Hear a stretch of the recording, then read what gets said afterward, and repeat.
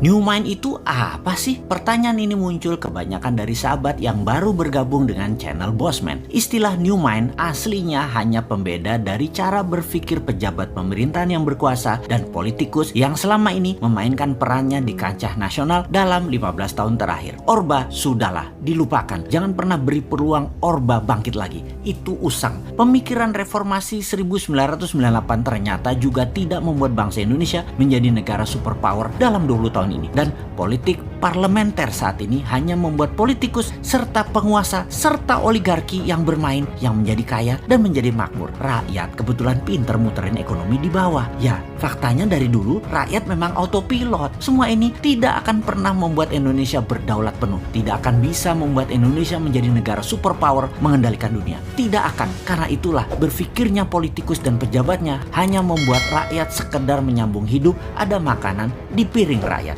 Beda dengan New Mind. New Mind punya rencana besar, membuat Indonesia menjadi negara pemenang, bangsa yang disegani dan menjadi negara superpower. Menjadi negara superpower itu harus dilepas dari pemikiran pertama adalah hutang dari negara lain untuk kebutuhan rutin pemerintahan yang tidak produktif serta bergantung pada mata uang asing. Ini harus hilang. Jadi untuk sekian kalinya kita uraikan apa itu New Mind dalam Mardigu Nation. Mardigu Nation adalah cara bernegara New Mind. Kita jelaskan ada 3 wilayah cara ekonomi bernegara. Kita belah 4 cara melihatnya. Kiri adalah sosialis, kanan adalah kapitalis, atas dan bawah sekarang. Atas ada elitis, bawah akar rumput.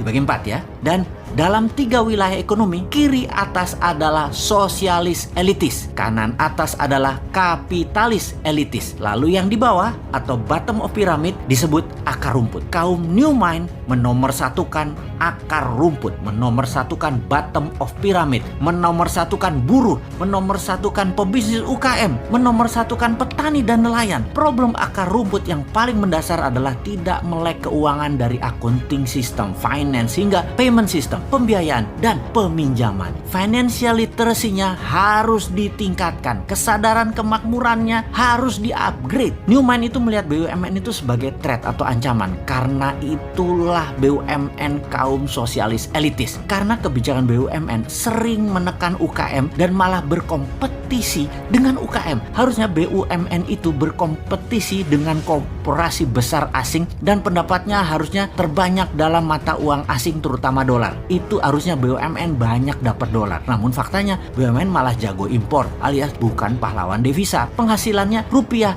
dan memakan pasar UKM. Namun secara politik BUMN bisa dijadikan para penguasa sebagai cash mesin dalam tanda petik oleh penguasa dan alat tekan oposisi. Pemiskinan orang atau pengayaan kelompok tertentu bisa diatur demikian. Jadi ketika New Mind mendapatkan kepercayaan rakyat, BUMN dari 800 tinggal 20 kali. Yang kedua, terlihat New Mind itu anti oligarki atau kapitalis elitis kanan atas. Benar, saat ini sejak Orde Baru hingga sekarang oligarki berkuasa penuh. Bahkan pembiayaan seperti bank, uangnya terbanyak ke mereka. Untuk kaum kapitalis elitis, untuk para oligarki, dananya diambil dari akar rumput. Uangnya buat elitis, buat kanan atas, juga buat kiri atas. Sementara akar rumput kalau meminjam bunganya besar, harus ada jaminan. Jaminannya bisa 2 kali lipat dari nilai pinjaman. Lalu lama lagi keluarnya. Sistem old mind selama 7 presiden tidak membuat Indonesia menjadi negara superpower. Mana hasilnya? Bahkan minta 3 kali kesempatan berkuasa lagi. Mana hasilnya? Lalu yang herannya oposisi tidak juga jenius solusi ke depannya. Jadi baik incumbent, partai dan kelompok pendukung incumbent dan oposisi tidak akan menghasilkan Indonesia sebagai negara berdaulat. Kalau kayak gini melihatnya, semua mendem. Old mind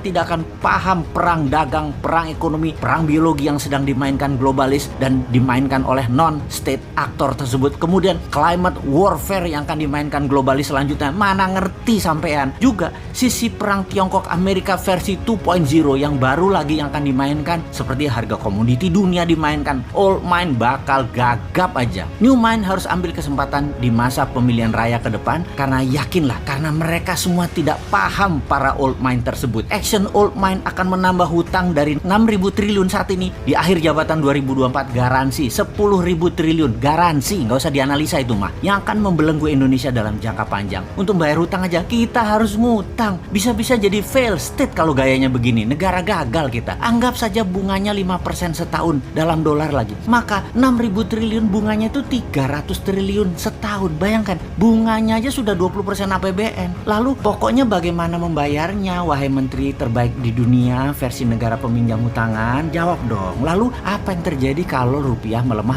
5% setahun? Itu nggak ngejar lo bayar utangnya. Jadi sebagai pemerakarsa New Mind, Mardi Gunasion seorang bosman fokus di dua hal sebagai bukti New Mind bukan teori. Pertama, pembiayaan UKM melalui urun dana, di mana Santara adalah perusahaan bosman yang akan membuktikan bahwa kekuatan akar rumput lah yang bisa membuat Indonesia berdaulat. Kemudian sistem pembayaran menggunakan platform dinaran di mana rupiahnya anti inflasi dengan underlying emas, dan emasnya bisa diberikan atau dipindahkan sesama akun dinaran. Ini sistem pembayaran yang menarik, ini alat tukar yang menarik. Semua ini adalah bagian dari kontribusi New Mind terhadap sistem ekonomi agar membuat Indonesia berdaulat. Bayangkan, ketika New Mind berkuasa, sistem dinaran akan diambil alih oleh pemerintah, masuk ke dalam sistem 100% diambil pemerintah dan milik pemerintah. Lalu rupiah dicetak 6.000 triliun dengan jaminan emas yang masih di gunung yang akan diproduksi dalam 10 tahun ke depan. Gunung-gunung milik negara, milik rakyat. Asetnya dibuat bahan baku dari tabungan metal, penjamin terbitnya uang cetakan tadi. Kedaulatan Indonesia akan menjadi meningkat 2 kali lipat hanya dalam 1 tahun. Jadi dinaran dan Santara adalah contoh atau etalase dari konsep New Mind untuk menjalankan ekonomi bernegaranya. Semoga diterima masyarakat dan para sahabat semua kaum akar rumput. Anda menerima dua sistem ini. Kita segera batasi elitis. Kita utamakan ekonomi akar rumput.